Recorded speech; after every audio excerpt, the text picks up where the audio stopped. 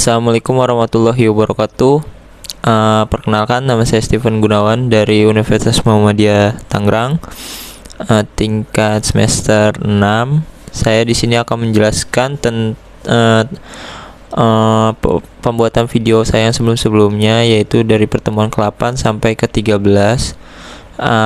Sebelumnya izinkan saya untuk memperkenalkan dosen pengampu saya, yaitu Pak Ari Eksandi. Di sini beliau yang memberi tugas. Nah, ini tugas akhir saya, pertemuan yang terakhir, dan semoga bermanfaat untuk yang menontonnya. Kita mau lanjut ke aplikasi SPSS dan FUSE mungkin selanjutnya. Baik teman-teman, kita lanjut untuk penggunaan SPSS dari pertemuan ke-8. Dari sini saya singkat saja ya untuk penjelasannya lagi, karena video-video sebelumnya sudah secara detail. Mungkin untuk lebih detailnya lagi ya kalian bisa nonton di video saya sebelumnya. Di sini saya sudah menyiapkan datanya, data Excel berupa ini, data bank untuk ini nih, data bergandanya ya Pak. Nah di sini itu saya menggunakan 30 data responden. Nah untuk ini saya menggunakan 30 data responden. Nah, tetapi di sini saya sudah menyiapkan datanya berikut seperti ini. Kalau lebih detailnya kalian bisa melihat di video saya yang ke pertemuan ke-8. Kita lanjut langsung ke analis. Untuk ininya kita scale reliability analysis. Nah, sebelumnya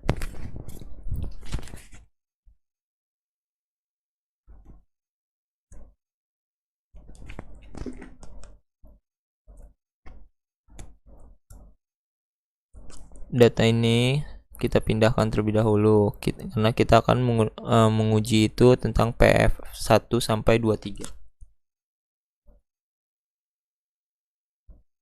Kita pindahkan.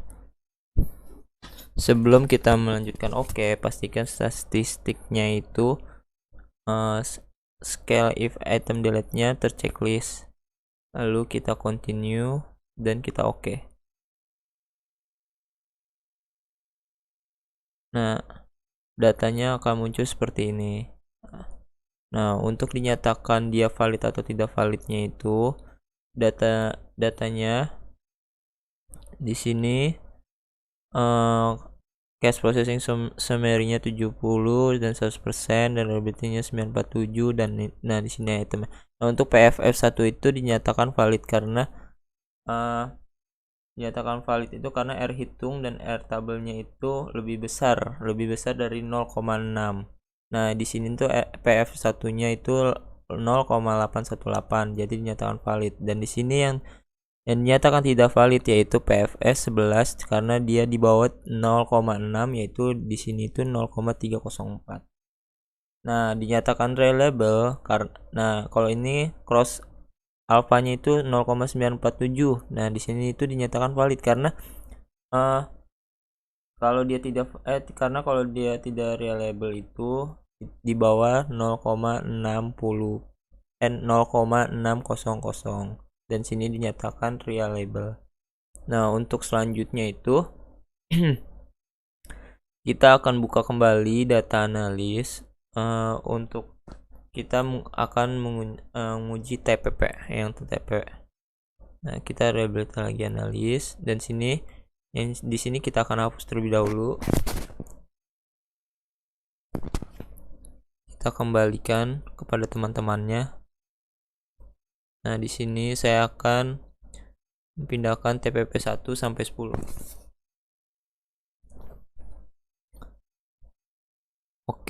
Pastikan statistiknya scale itemnya delete-nya itu ini sudah tercentang. Lanjut kita klik OK. Nah, di sini sudah muncul data item total statistik. Nah, di sini juga sama kayak sebelumnya, kayak PFF. Jika R hitung harus lebih dari R tabel, yaitu 0,60 untuk R tabel, jadi dinyatakan valid. Nah, di sini yang dinyatakan valid itu hampir semua, tetapi yang tidak valid itu ada 2, yaitu TPP 3 dan TPP 9 itu dinyatakan tidak valid karena di bawah dari 0,600. Dan untuk dinyatakan reliable, di sini cross alpanya sudah reliable karena lebih R hitungnya lebih dari 0,600 dan di sini sudah dinyatakan 0,853. Nah, untuk penjelasan pertemuan ke-8 secara singkatnya seperti ini, teman-teman. Nah, kita akan lanjut ke pertemuan ke-9. Pertemuan ke-9 saya akan menjelaskan tentang uji asumsi klasik. Di sini saya sudah menyiapkan Excel-nya dulu untuk data berganda itu. Nah, di sini saya sudah menyiapkan data hasil penjumlahan X1, X2, X3 dan Y. Nah, sebelumnya saya untuk penjelasannya mungkin ada di penjelasan sebelumnya, ada di video sebelumnya. Nah, untuk data ini saya uji asumsi klasik ini ada 5, ada uji validitas, statistik, multikolinitas, heterokedatisitas, dan autokorelasi. Dan sini saya akan menjelaskan tentang uji validitas. Yang pertama yaitu kita klik analis, habis itu kita klik regression, habis itu ke linear. Nah, datanya sebenarnya udah saya buat dan dependen pastikan yaitu Y, dan untuk blok yang ini pastikan dari X1, X2 dan X3. Untuk plotsnya pastikan Y itu SID, dan untuk dan X-nya itu Z P R ED, dan pastikan histogramnya dan normal probability plotnya itu dicentang ya, teman-teman. Oke, di sini oke, kita klik oke langsung. Nah, ini datanya untuk teman-teman lihat datanya. Nah, ini datanya seperti ini. Histogram dependent variable Y-nya, regression standardized residualnya seperti ini, dan stacker plotnya seperti ini. Nah, kita lanjut ke untuk yang ke statistiknya. Untuk statistiknya, di sini saya akan buka analis lagi, non parametric test, dan di sini kita buka lagi dialog, dan di sini kita buka one sample KS. Nah, ini pastikan sebelumnya teman-teman, saya sudah menyiapkan juga. Ini saya hanya video secara singkat menjelaskan tentang ini. Mungkin bisa dilihat video sebelumnya untuk pertemuan ke-9 lebih detailnya. Sebelumnya X1, X2 dan X3 dan Y itu ada di posisi ini, tapi saya sudah menyiapkan di sini. Nah, pastikan centang normal sudah terlaksana dan kita langsung klik OK. Nah, untuk one sample Kolmogorov-Smirnov testnya itu juga udah muncul. Nah, ya kan seperti ini. Nah, teman-teman bisa lihat secara detailnya mungkin ada di video sebelumnya juga. Dan kita akan lanjut ke uji multikolineritasnya. Oke, kita buka sini, kita klik analis, regression, habis itu kita buka linear.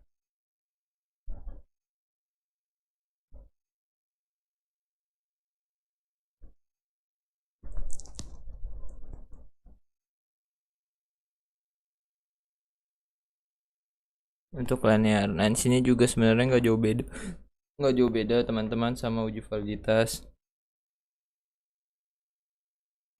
Tidak jauh beda sebenarnya sama validitas. Kita langsung klik OK aja dan ini akan muncul seperti ini regressionnya.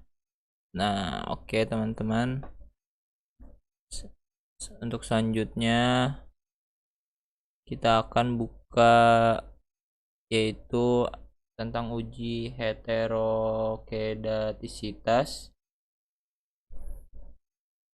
analis, regression, dan linear.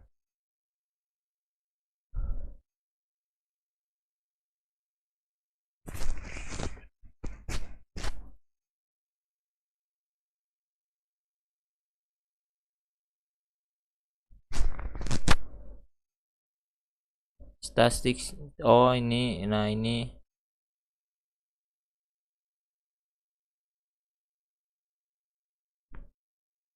uh, untuk yang ke heterokedisitas itu, untuk Durbin Watson-nya dihilangin dulu terlebih dahulu teman-teman. Nah, baru kita klik oke.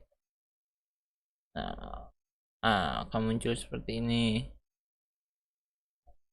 Ya pokoknya sih kalau emang mau penjelasan lebih detailnya mungkin ada di video saya sebelumnya. Nah, untuk yang terakhir yaitu autokorelasi, kita buka analis, regression, linear, pastikan statistiknya.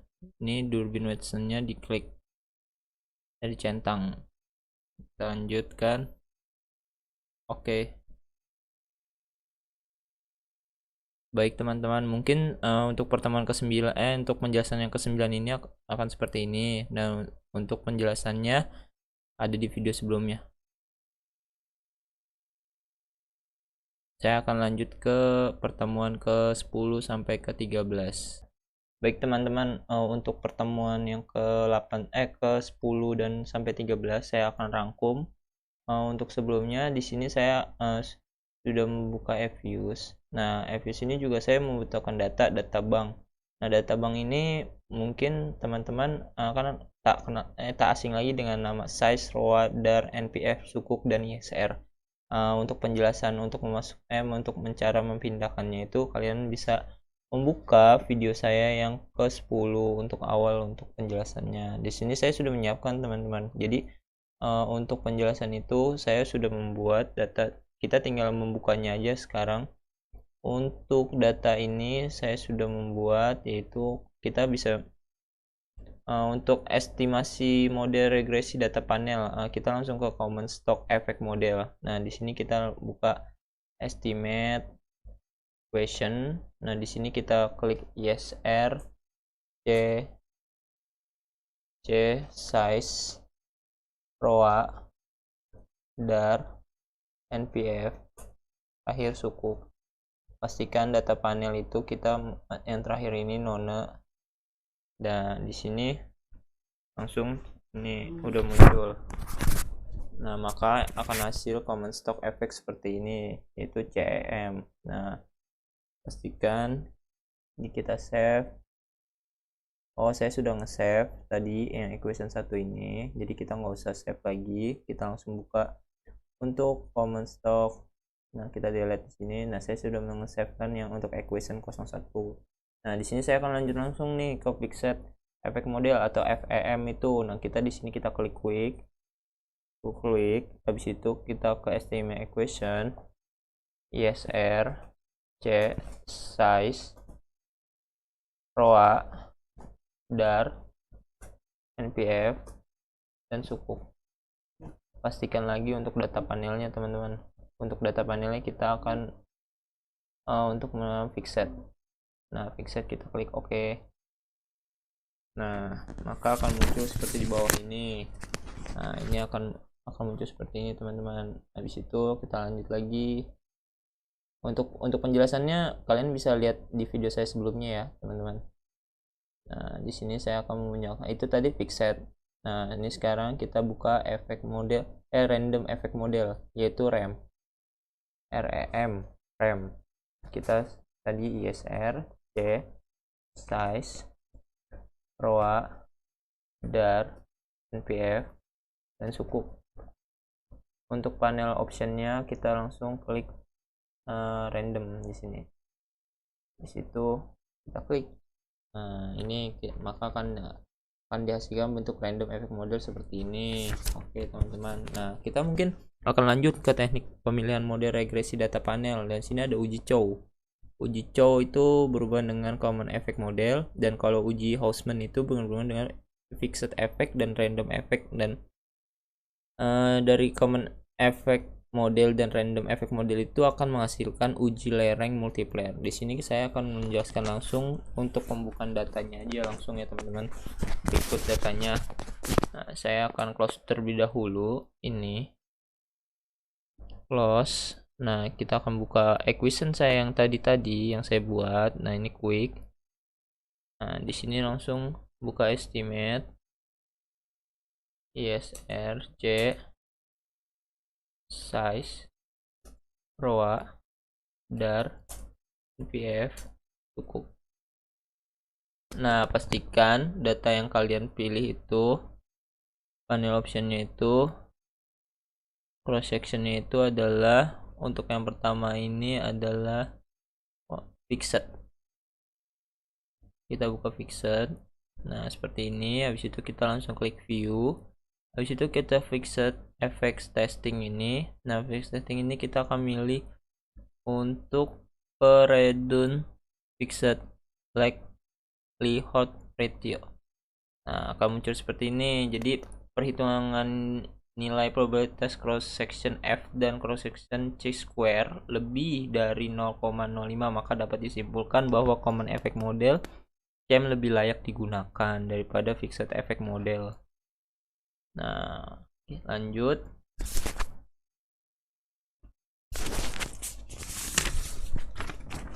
Untuk yang uji Hostman-nya kita di sini akan buka lagi kayak tadi, quick estimate.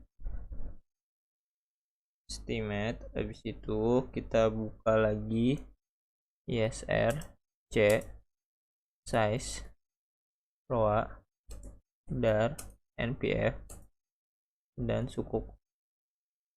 Nah, pastikan panel option yang kita pilih ini saat ini adalah random. Kita klik langsung oke. Kita klik view. Habis itu fixed. Habis itu kita coba langsung ke Hostman test. Nah, di sini akan muncul seperti ini. Jadi perhitungan nilai probabilitas cross section random lebih besar daripada alpha 0,05, maka dapat disimpulkan bahwa random effect model effect model atau REM lebih layak digunakan daripada fixed asset. Contohnya di Vives ini sih, teman-teman. Ini ya. Oke, kita langsung lanjut lagi. Secara singkatnya seperti ini. Kita klik langsung quick estimate, ISR, C, size, ROA, dar, NPF, dan suku. Untuk panel optionnya, untuk yang terakhir ini kita menggunakan nona. Langsung klik OK. Nah, untuk langsung ini view, fixed, habis itu ke lereng multiplier.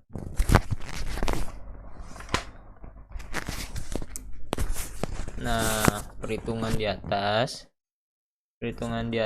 probabilitas cross section lebih besar daripada alpha 0,05, maka dapat disimpulkan bahwa common effect model lebih layak digunakan dibandingkan random effect model. Jadi kesimpulannya, hasil ketiga pengujian yang sudah dibuatkan, maka dapat disimpulkan bahwa model regresi data panel yang akan digunakan dalam uji hipotesis dan persamaan regresi data panel adalah model common effect model atau CM. Nah, sini saya mungkin akan menjelaskan secara singkat lagi uji asumsi klasik. Di sini uji asumsi klasik itu ada uji multikolonialitas dan uji heterokedatisitas. Nah, untuk penjelasannya mungkin akan dilihat dari video sebelumnya lagi di pertemuan saya. Nah, sini terakhir itu ada uji kelayakan model uji F, ada coefficient determinasi, dan uji T. Kalau uji kelayakan model uji F itu ada berdasarkan statistik dengan F table dan berdasarkan probabilitas. Nah, kalau untuk coefficient determinasi itu mungkin penjelasannya lebih singkat lagi, ada di video saya yang sebelumnya itu. Dan uji T ini uji yang terakhir itu menjelaskan signifikan pengaruh variabel bebas secara parsial terhadap variabel yang terikat. Nah, teman-teman bisa lihat di video saya sebelumnya juga. Terima kasih untuk sebesar-besarnya untuk teman-teman yang bisa menonton, dan semoga video saya yang sebelum-sebelumnya bermanfaat untuk dipelajari dan bisa dipahami dengan singkat dan padat.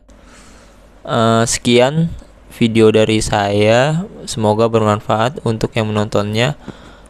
Bila ada kekurangan, saya mohon maaf sebesar-besarnya, karena saya di sini juga baru belajar. Saya ucapkan terima kasih. Assalamualaikum warahmatullahi wabarakatuh.